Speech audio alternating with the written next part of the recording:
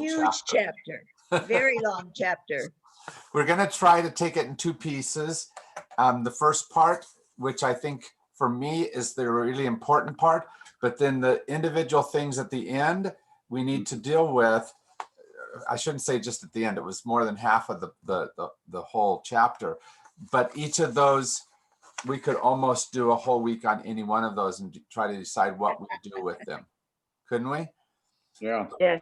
But I liked how he about a third of the way into the first section said, here's the central idea I'm trying to push.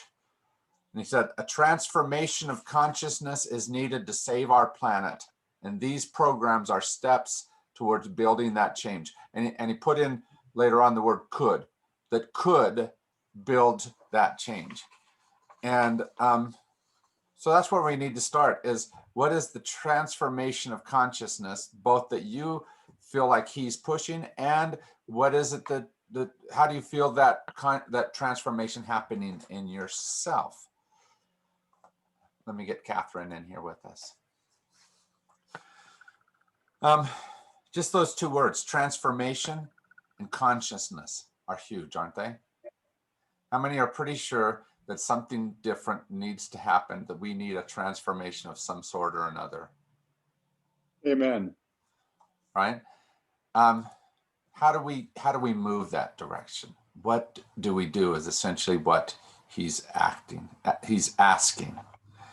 And our largest goal has to always be that transformation of society. But how many have gotten caught up in some smaller piece of that goal, knowing that that's your overall thing, but you're working in this area, right? You're doing this task. Some of that.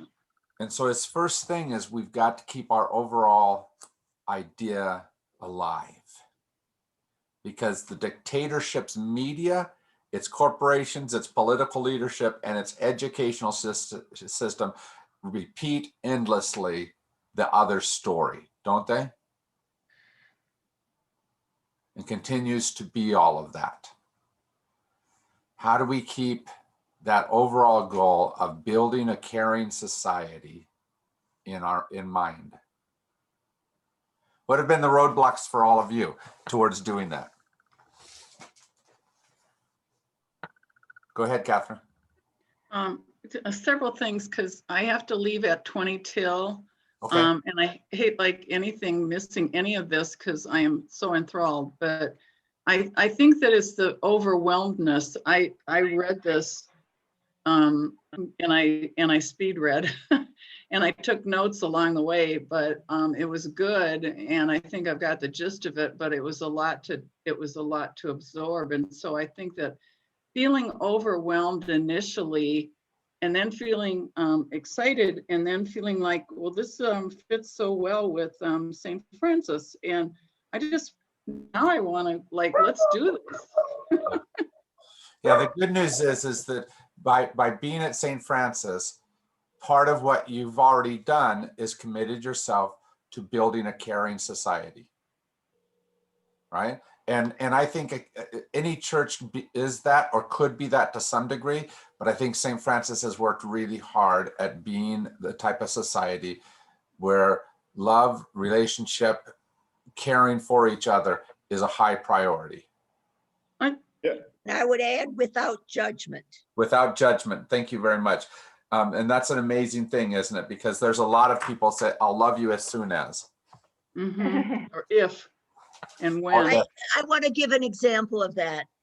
One of the asylum seekers that was living with me for 3 months, Deo is his name. His name was Deo Gracias, interestingly enough. Oh, but of the 3 asylum seekers that have lived with me, he's the one that, they were all evangelistic Christians, but he's the one that hasn't budged a little.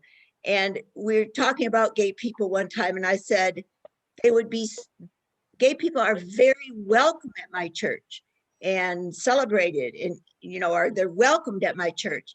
And he said, they'd be welcome at my church too. And then we teach them what the real way is. Oh. Yeah. Because it's That's hard why for I added without judgment. yeah, But it's hard to do that. Think about if somebody from Judy's old church happened to show up and try to find a place, you know, very already knowing the right answers, very conservative in thought. How welcome would they feel, and how much would we sense that we would need to change them? We'd try not to. That would be our goal, but it's difficult, isn't it? I'm going to give another positive example this time. The asylum seeker that's living with me now, Richard Otim from Uganda, the first few months he was here, he hadn't found it. He's a Baptist minister. He hadn't found a church home here in Tucson yet. So he went to online services with me every Sunday at St. Francis. And this past Sunday, he just wasn't feeling like going to his evangelistic church. So he sat in and went to St. Francis with me here in my living room on Sunday. And of course, you had the couple's Valentine celebration. And he was, I almost have to say, in awe, but with the number of gay couples that were pictured when you started showing all of the committed couples at St. Francis. Yeah. And he met his first gay couple when we were harvesting with Iskashita in less than 24 hours of his being here, because we went to a mobile home community where the people who were in charge were a lesbian couple. Yeah. And he has moved along that path in a wonderful way. Yeah. Yeah. And the tough part about loving is it's always easier to not love if you don't know anybody like that. Right. And so the more we are an insular community that doesn't have the diversity of whatever, it's simple to not love well, or to hold at abeyance, even if your stated goal is to try to love. If you don't have connection to, you have walls that easily develop. And it's true, we don't have that many Black people at St. Francis, or very many Latinos at St. Francis. But that's why we have to make sure that, for example, we are stepping into spaces where we do that. Like, for example, with Latinos, are we stepping into helping JFON? Are we doing the IN project? Are we doing some things like that where we are placing ourselves very purposefully in community with? The problem is you've got to be very careful, because most of the people who come to St. Francis are not of the lower economics. And so we can step into a space where we place ourselves in community with, but it could be, look at my superiority serving you and giving you food. Or we could do it in a way that says, I'm bringing you food so that we can be in a space of community. They said, yeah. I think the capitalist background that surrounds us all is something that almost always just swallows us up. Yeah. And we don't even know it. It's just there. And that's one of the things that bothers me the most. I think we've got to move past that. And I think there are some real designs here in this chapter about how we can do that, but it's tough. It really is, because it's just all around us. Yeah. Yeah. But he said several ways to be able to start that. This first step, he said, was for a liberatory movement to create love teams of people who are trained in prophetic empathy and who understand the need to spread a spirit of kindness and generosity, undermining self-blaming while also working together to develop the skills to popularize a new bottom line. I like all those words, but it's a lot of words. And how do we do that is the question. How do we begin to establish those love teams, which is his first point of the goals of, but I think it's also beyond that. It's how do we make sure that St. Francis, for example, is a love team? And how am I, as he actually, his wife teaches groups, small groups online. and she teaches this empathy trainings and things. And so they do offer these. Yeah. Hmm. Yeah, and I think we've got to figure out how to step in towards those types of spaces. And how do I, when I move from this space and get into to a different space, remember to continue to do that? Yeah. So when I go and sit with, like right now, I could also be over at the JFON board meeting. They're meeting right now. And I'm on that board, so it'd be good for me to be there. But how do I sit in that space and continue not just to fight the immigration issues, but to continue to develop us into a loving community, a caring society, that group of people? How do I do that in the other things that I'm involved with? And how do you? I think it's about intention, and it's about checking in frequently and those kinds of things that we can consciously put into our practice. Jim, would you say that PCIC is also a step in that direction? Absolutely. That is trying to put people from different churches, sometimes across theological divides, put them into a space where they are saying, what is it that draws our care together, not necessarily what divides us. I didn't hear what you said, Judy. PCIC is a wider community kind of building thing than, they work on communication skills and respecting each other and those kinds of things as well. Yeah. One of the hard things about something like that I've realized in my time as a pastor, 20 years here, is that being in prayer breakfasts used to be that almost everyone was there and almost everyone was in some kind of a PCIC. How do we do some of the work together? Now those two things have become, prayer breakfasts have become more rightish, and PCIC type of things have become more leftish. And so we've kind of separated ourselves into arenas. Sometimes, if we're not careful, arenas against the other side. Tell Judy what PCIC stands for. What? Pima County Interfaith. Interfaith Council? Okay. Council, yeah. And Yeah, I kind of figured that. yeah, it's just a way to be able to somehow connect different bodies together to work for some of the political ends. And so that's why it's an important thing here. It is a political body to some degree. And how do we turn it into how do we help it to continue to be one that stresses revolutionary love rather than the different political ends only? And how do they accommodate for churches that are small and poor? How do they? Yeah, I know. I'm not understanding you, Judy. Say Yeah, Yeah, again. I can't hear you either, Judy. Yeah, it's very Tablet. blurry. I have tablet away from me. Is that better? Yep, that's Yeah, better. that's a little better, yeah. Much better. I wondered how they accommodate for poor churches, small churches, churches from impoverished areas, because they're the ones, in my opinion, who really need to be heard. Yeah. I don't know. I know we have a set fee that we pay to be a part of that organization, Right. but not all churches could afford. No, and especially smaller churches can't as easily. Some of the poorer areas of town are relatively well represented because of the large Catholic parishes that are there. And so those folks have often been very involved in PCIC.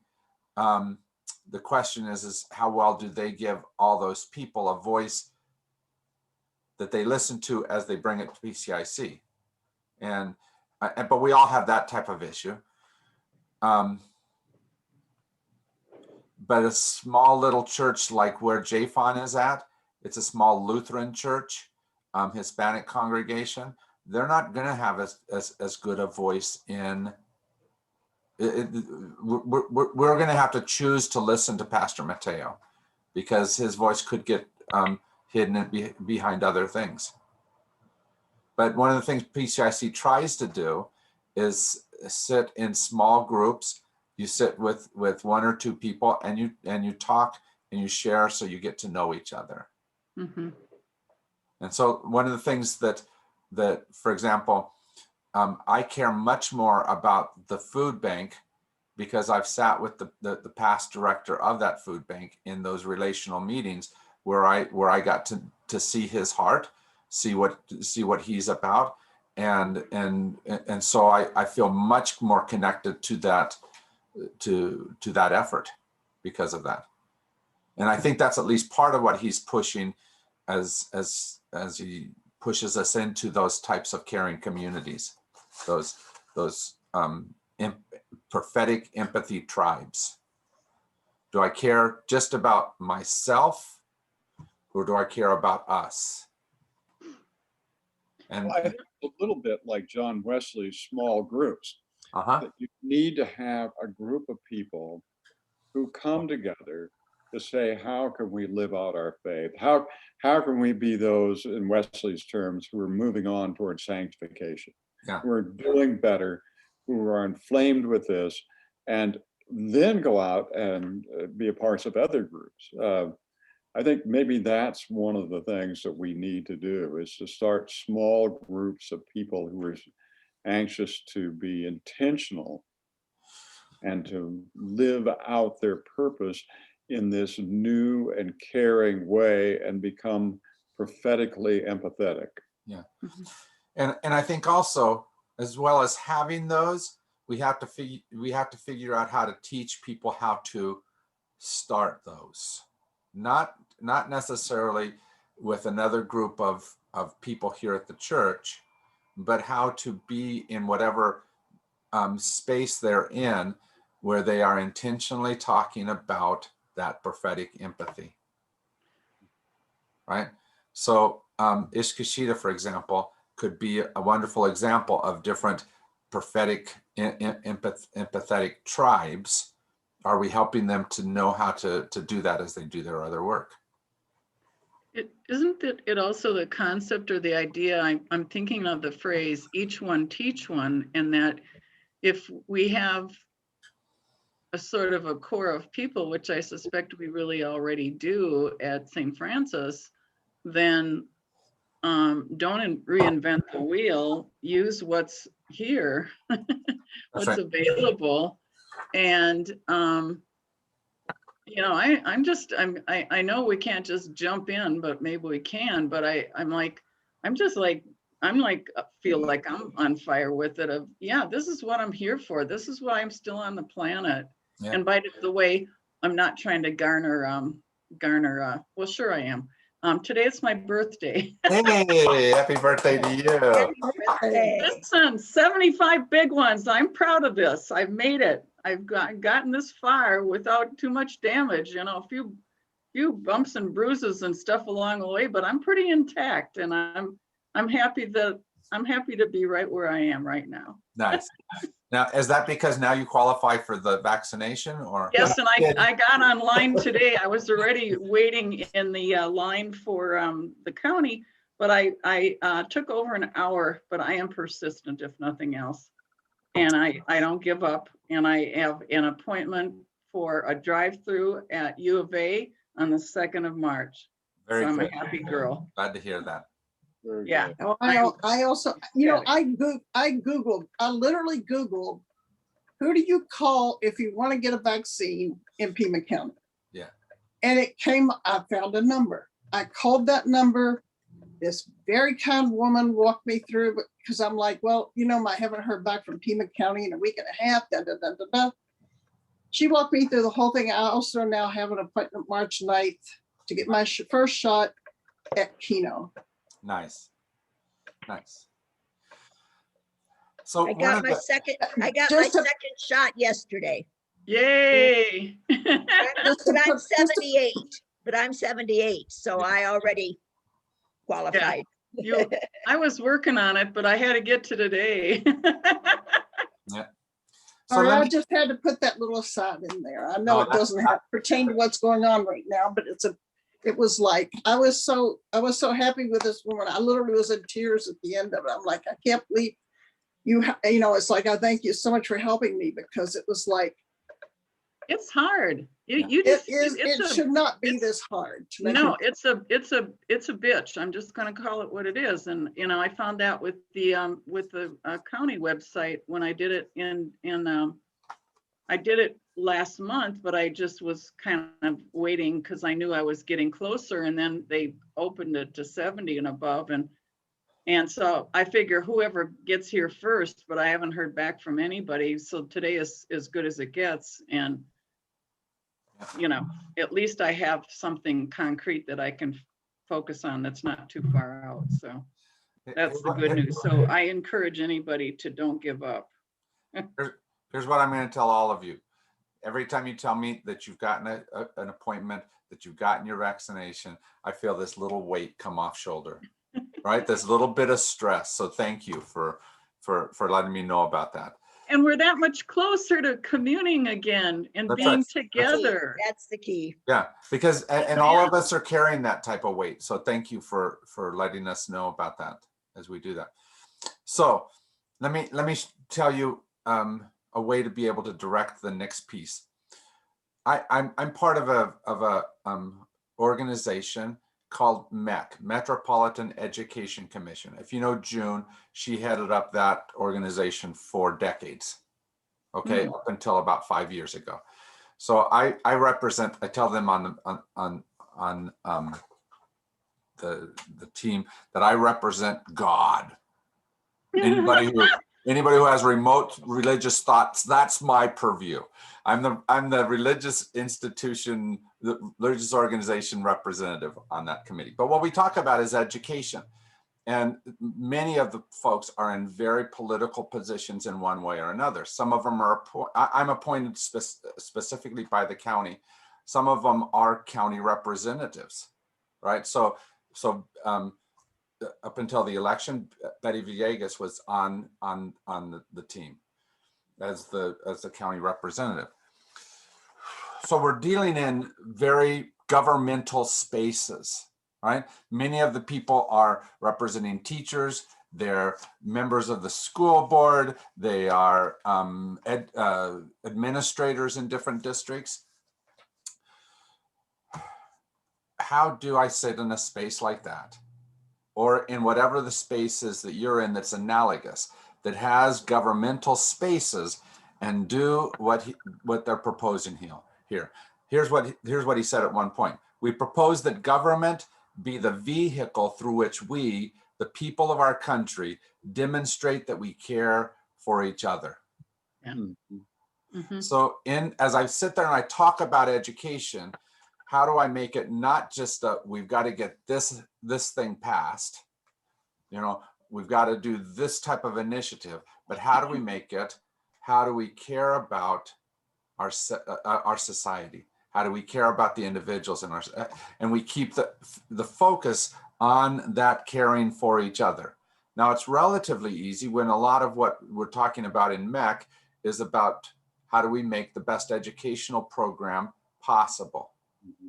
But Judy, who is a wonderful educator, will tell you that with some of the stuff that has happened over the last 10 to 20 years, it's gone much more towards how do we get the right test scores rather than just be the loving, empathetic community for these children, right? And all of our different purviews we have to try to figure out how to return the conversation back to. Seems like that's, I mean, you know, he maintains that everyone desires to function at this level of, you know, the issues of love and compassion, dignity, you know, all of that. So it seems like any situation that you're in, that to speak on that level, on some, you know, somewhere inside of people, they're going to respond to that kind of language. but it's hard. I think of Marianne Williamson when she made her presidential run and dared to talk about love in her debate language. Yeah. We're just not used to using this kind of language in certain situations. Yeah. And Yeah. I mean, I think that's a failure, and I think it's hard in some situations to bring that element in, but I think what he says is true, that ultimately that's what people are looking for in life. Right. I think And- about meaning. My first response to what you were saying about basis of our country and our community and our being is being love for the world. I wasn't thinking education, which is the topic that you are facing. I immediately switched to arms and manufacturing and selling arms to other countries so they can kill each other. Yeah. And that is the last thing we need to do to form a loving world that treats each other with this kind of love we're trying to Yeah. And how, create. so yeah, Nurture. the question is, how do we talk to somebody who works at Raytheon. Raytheon. right, that makes their living through some of that type of industry? How do we help them essentially see a different vision for what Raytheon can be? Well, I tell you, the head of Raytheon here in Tucson and the head of one of its main divisions were both in a small group I was part of with the Evangelical Church. And they would not have, there's no way they would be in conversation with us, first of all. There's no way. They would not do it. And not on a theological level, at least, not on a political level. And I never did, but I really wanted to ask them how they could balance their evangelical Christian beliefs with making weapons of mass destruction. But it's like I knew by asking that question, it was like confrontational. Yeah. So I never did it. Right. But I would love to know how they do that mental balancing act. How do they do it? I mean, this guy he's literally the head of Raytheon, the whole thing. It's like, and he lives in this multiple $1 million home up here in the foothills. And it's just like, I've been to their home. It's like, I'm this pauper who comes into these people's lives, and they're talking about, we had a small group one day and they're talking about, the whole thing where Jesus said you can't get into heaven if you're rich. It's like getting through the eye of the needle and whatever. Mhm. And they're like, well, we don't think we're rich. And I just was like, I looked at them and I said,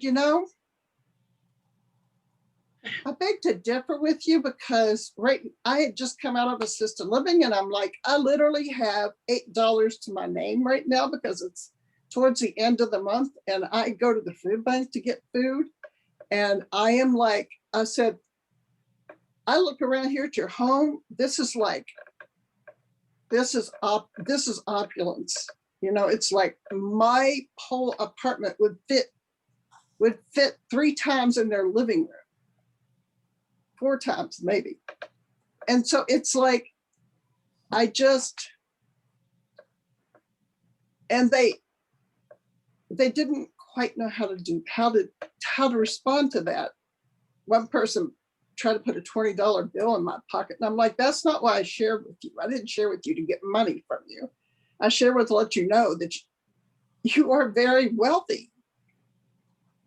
Anyway, it's just and when I left that group, when I left,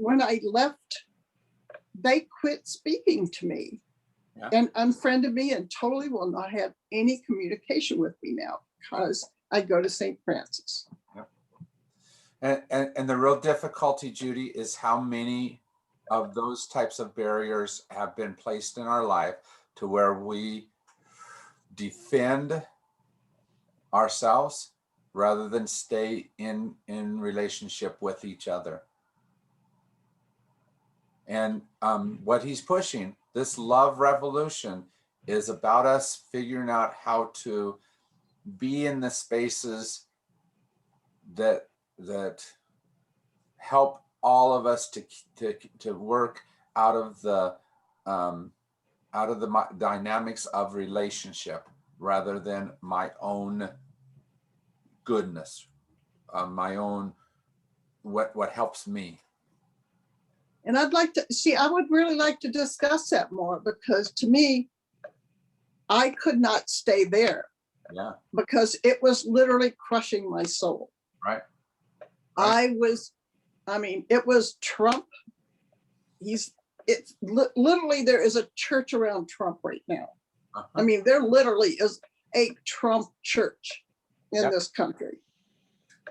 And also just their whole stance on their evangelical stance. And they did some really good things, but Right. it literally would have crushed my being to be there.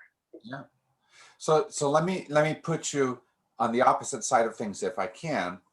They might view St. Francis as only the church against Trump. Now we try to be more than just that, but can you see how they could draw that conclusion out of? No, they draw their conclusion on the fact that you allow gay, that you condone homosexuality. I don't want you to argue with me though. I want you to. No, I'm just saying that's what they told me. I agree with you. So they see us as an enemy, and they have different ways to be able to outline that. You do this, you act this way. Here's the things. If I'm trying to be in conversation with them, and I want them to be in conversation with me, how do we do that? Yeah, really, tell me, please. Yeah, what do I purposely choose to set aside and not have to emphasize as number one? What am I using that appears to be a sword to that other person? And how do I help them to identify what appears to be a sword to me? What helps in that type of conversation is what was helping you when you were still in that group. They saw you as a relationship, not as somebody to be fixed or cured at that moment. Maybe the guy who put $20 in your pocket saw you as somebody to be cured. But what I'm saying is you weren't in the enemy role at that point. How do we take ourselves out of that enemy role in each other's eyes?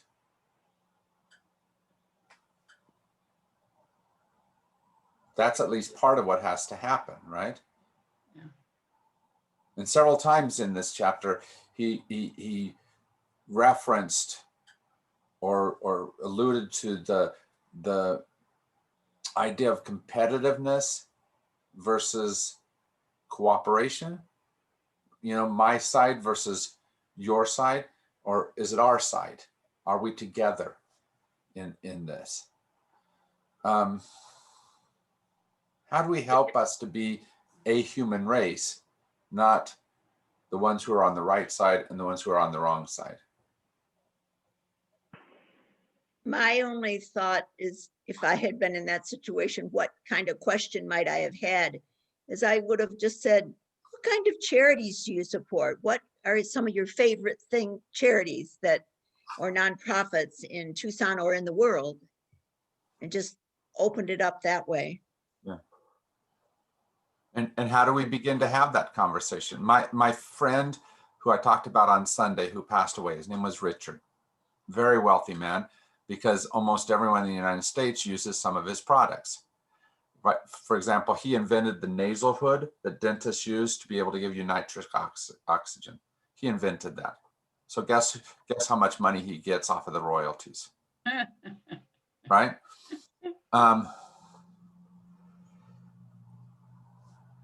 But I know Richard for the goodness of who he is, not for his politics. He goes to a conservative church up in the Phoenix area. I've always known that, but I know Richard the man, not Richard the, right?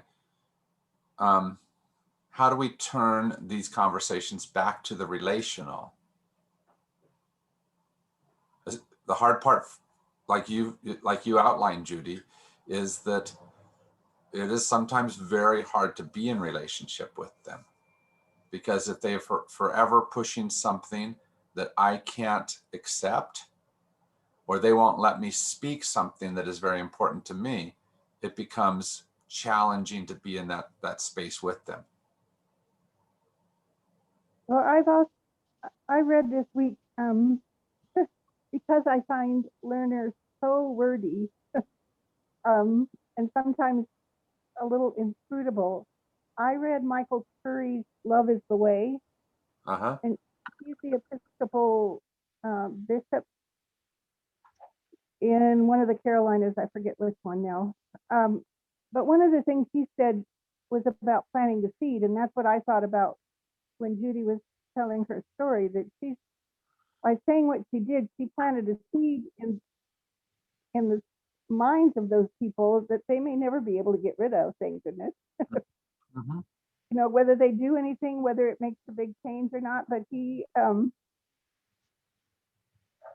likens it to a story from a book. Another book that I love is The Overstory, where it asks the question, when is the best time to plant a tree? And the answer is 20 years ago. What's the second best time to plant a tree? Right now. Right now. So that whole notion that maybe we're not going to see change in those people, but having planted a seed, there may be a subtle shift. They may not even recognize where it comes from, but it could change them. It could. So I applaud you, Judy, for not just sitting silent. Yeah. It's a lot of people would do in the face of that kind of overwhelming, as you said, opulence. I tend to get speechless in the presence of overspending like that. Yeah. Well, and especially because the right very easily sees things in black and whites, right? Good and bad, using religious language, good and evil. And it's really easy for us to look, for the right to look at somebody like Harvey and see evil, because he's just the epitome of evil, right? And so as you talk about some of those things which they have learned to call evil, you have to overcome a huge momentum to try to help them see you as good.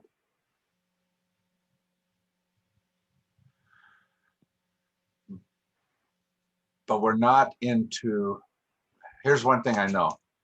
You can't just toss one side of the politic or the other out the door and only make a society with your side of the politic. Right? Not unless you want to see it go sour.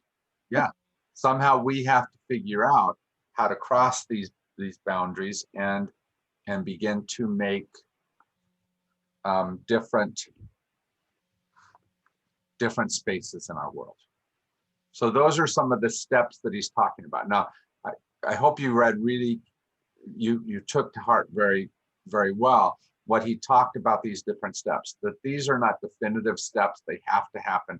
These are ones that emerged out of, and he's looking for whatever else could emerge out of, right? What is it that we need to be able to do? So this idea of empathetic tribes, that's his first one. You're taking off. Good to see you. Yeah, thank you all so much. Thank Happy you for birthday, being- Blessings. Thank Happy- you. Thank you. Thank you. So Happy birthday. I'm having the best day and I'm gonna celebrate for the next few days because that's how I do my birthdays, especially a milestone one like this. Good. You can Well, take That's the the way to whole do it. month. Do it We'll upright. celebrate you. Milk it for all it's worth. That's right. Bye. So when he talks about creating prophetic empathy tribes, he said that at least part of what it is how do I bring forth people's capacity to be empathetic, generous, and loving. It may not be talking to your conservative friend and say, support my support of gay individuals. That's not going to bring forth their capacity.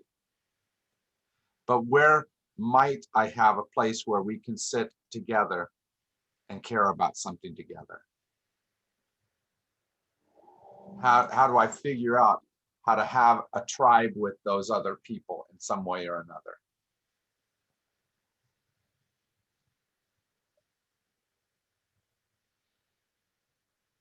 Not going to be simple because we've drawn some harsh lines.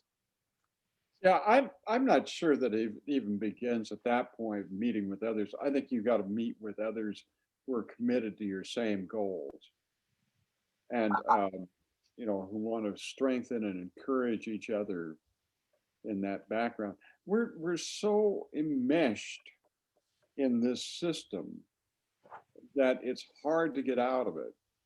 And I think we can only do that as we meet in small groups with people who are struggling with that and struggling. How can we be the ones who are that prophetic, empathetic group? And how can we form that movement? So I think even before we begin talking to others, I think we got to talk to ourselves. And so another thing I'm involved is what's called SBCC, Southern Border Coalition something. Yeah, right. And basically what it is this. It's all kinds of people that are, I work in Nogales, I got this thing out here in Ajo, I'm doing this stuff in Douglas, but it's people coming together around immigration issues. And they can feel very isolated because in Douglas, we have this set of things that we're dealing with, and they're not quite the same as in Nogales.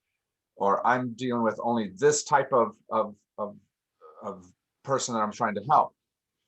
And so, and each one of those ministries is really important. But what SBCC is about putting them in communication with each other. So in SBCC, we see that there's a larger voice than just whatever the thing is that I'm dealing with. And it puts us into communication with each other. So how do we get into those types of groups? How do we expect that type of group?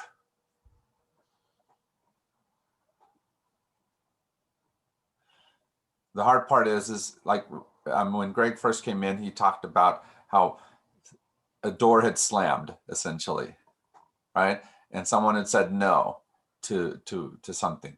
You're going to hear that sometimes. Not every place where you go is going to be open to being in that type of relationship. But like Harvey is saying, at least part of what you have to do is you have to find the people that are going to support you, that are going to be there saying, good job. I'm not going to help you at all because I got my own stuff to do maybe, but I'm there with you. See, I agree with Harvey on that, in that I don't think our first job should be to try and talk to people, fundamentalists. I mean, that's just, it's like, it seems to me that's a waste of energy for me because I've tried. And okay, that's just not an option for me. I'm sorry, but it's not. They closed. I mean, I ran into one of these people in Trader Joe's in line one day, said, hello, how are you? How have you been doing? Totally would not even look at me. Yeah. I mean, I'm talking, it's like absolutely, I ceased to exist when I left their sphere.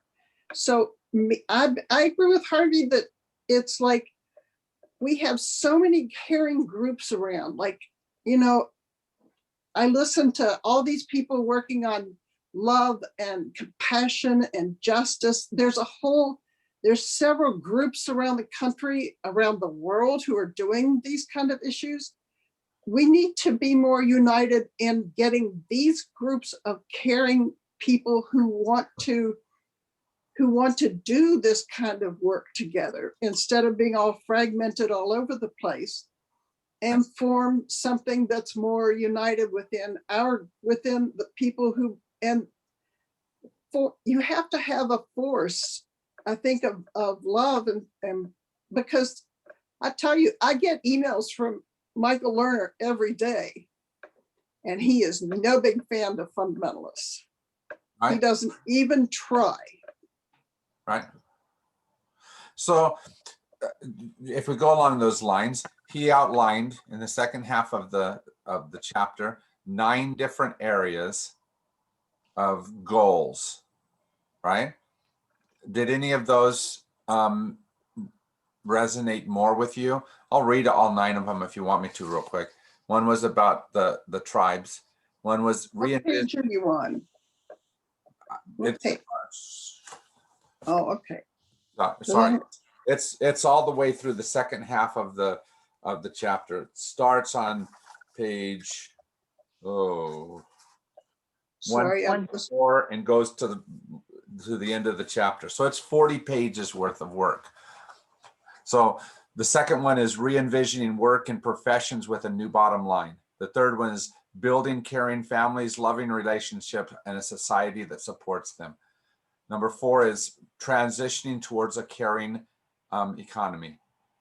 5 is an educational system reoriented to love and justice. 6 is creating a healthcare system that heals. 7 is challenging racism. 9 is separating church, state, and science. And excuse me, that was 8. And 9 is reconstructing 4th of July as Global Interdependence Day. Which one of those, as you read through those things, those different sections, seemed to resonate most with your soul? Now, I found reading all that it was overwhelming, mainly because this author uses so many words on everything that He I does. wish to be more concise. But I kind of respond to what Harvey was saying about, the need is to shore ourselves up in these values so that we are speaking and acting according to what we think are essential values, and then just taking that into our lives. Yep. Wherever we land. We work in education, or we work, I think I have a number of friends from the, I would say, fundamentalist Presbyterian church we were involved in for a while in Spokane. And it's a real hard line to walk that relationship. We just don't go there. But, we have a relationship based on other interests that we still share. I still have great affection for them. They have affection for me. Not everybody, because Judy, I get the ones that just, but you think, it's like you might be the only person those people will ever know who believes that gay people should be allowed to be pastors. You know what I mean? So how you conduct your life, you need to get really strong in how you conduct your life so that you're that example to them that is maybe going to change them. Just like for me, coming the other direction, I started to meet gay people who were like really decent people, and it's got so that I couldn't live with what I had been taught was, the way to think about gay people with the reality of what gay people were. And you kind of see what I'm saying? It's like going the other way. It's like people who get to know liberal thinkers who are behaving well are going to, be more open in the long run to maybe little cracks will appear in how they're thinking, just like it did for me. And at least part of what you're talking about is what he tried to talk about when he spoke specifically about the Supreme Court amendment, decision around same-sex marriage. Suddenly it wasn't a rights thing. It was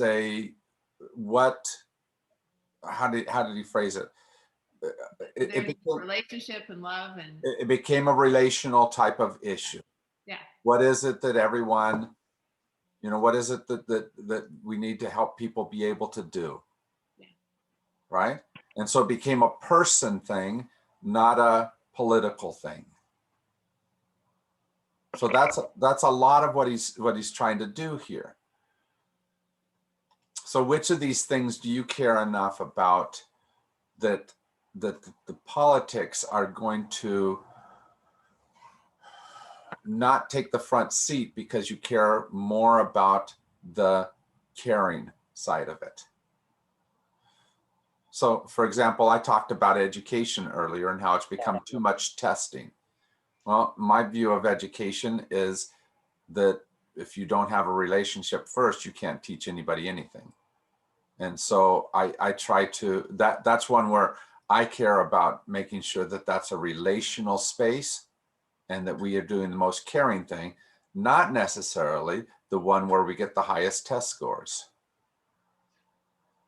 which is where One of my, of course, you all know by now that I'm a retired physician. So my whole career in life has been centered around healthcare. But my last 8 years in Hawaii, I was medical director of the prison system.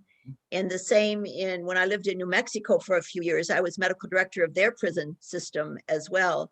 And that is truly working with a group that's chastised and underserved and judged and everything. And yet the job is to give community standard medical care to these people who are incarcerated. In Hawaii, it was the jails and the prisons. So it wasn't just the ones who were already convicted, it was pre-trial as well. Yeah. And so how do we help that type of a situation, which obviously has things like judgment and punishment built into it? How do we help it to become more of the caring, which good medical care always has to have some type of care, right? Not just the word care, but the sense of care built into it. How do we help the rest of the prison system be more that way rather than the more judgmental side that it can be? It's tough, isn't it? Because that judgmental is kind of part of the punishment that is indicative of the penal system. And yet, while he doesn't address it in these goals, that's part of what could be transformed in this, couldn't it? Yeah, a healthcare system that cares for everyone. Yeah. One of the things that I think may be hopeful about this whole pandemic thing is that we've had to redefine who are essential people. Yeah. You know, where would we be with a year without the garbage collectors? My God, it would, you know, or the mail people keeping us connected even beyond what Zoom and technology can do, and those grocery store people. Yeah, really. I mean, we're calling them finally essential workers. We're still not paying them that, but it's the beginning of respect for work that we may have disregarded before. Yeah. And part of that is his number 2, re-envisioning work and professions with a new bottom line. Yeah. I agree with the memes that have said, that brought into question the amount of people, the amount of money we're paying top athletes versus the nurse who is taken on so much of the crux of the responsibility for right now. Yeah, I want to come back to, somebody else wants to jump in. Oh, you go ahead. I want to jump in on this education thing. You know, I hope that this gives us a greater sense of how hard teachers work and to look upon teaching as a profession and to reward people who are teachers economically. Yeah. You know, I remember when LA Unified, the second largest school district in the country, you know, teachers at an entry level often had to work second jobs just to make it. And that's there, and that's not in Arizona where they're grossly underpaid. Yeah. And he's also asking for some some beyond just that too. His proposal midway through this section said, what if we look at the mother who chose or father who chooses to stay home, and we compensate them as well? Yeah. Because they're doing an essential task. How do we restructure much of our thought? Especially difficult for this is going to be, how do we ask people to say, give up their multi-million-dollar jobs because I'm the CEO, in order to compensate more people at a different level? And And take it away from making weapons of mass destruction to education more. yeah, all of those kinds of things. Especially because we have built into our system many things that say, well, I do the really important work, so I deserve it. I'm protecting the world, so this is essential. I'm, all these other stories. How do we change those lines of conversation? Because we really do not value teachers at all. I mean, I have a master's in special ed, and I'm one of those people, Harvey, that when I went into TUSD teaching, it's like I was a single mom at that point, and it was really tough. And my retirement, what I get in retirement right now, oh my God, it's a joke. Yeah. It's like, it's just really a joke. And I have so many teacher friends who are just, if they are single or a single mom, are really, really struggling. Right. So how do we begin changing those conversations? You have 1 minute to answer that question. Well, we voted to give all this money to the teacher, to education, but it was bound up by our governor. I don't know if he's released it yet, but It was bound up. One wall by one wall, that is progressing forward. And so there was just a great step that happened this week that took some of the bounding. And we have to just keep having those kinds of conversations, whatever it is. If it's about education, we have to say, this is important enough to us that we need to put more money that way. The hard part is that sometimes the more, this is kind of derogatory, but some of the more selfish special interests have a lot more money to be able to put in versus education that oftentimes doesn't have that. And so we easily make decisions, or politicians easily make decisions that favor this special interest because that has backing, right? Political influence backing, financial backing. Yeah, learners comment about making college and graduate education available, I think is really crucial. Yeah. How many Black and brown kids get left out? Yeah. Because they just don't have the money to go to school. Yeah. College, even community college. Yeah. And that happens in a number of different ways. I was reading a book this summer. We did a book where the person said that they had a scholarship to go to New York City to study something, right? Going there was not the hard part. It was leaving the job at home that was helping to pay for the family so that they could be away from that wage earning in order to be in that space.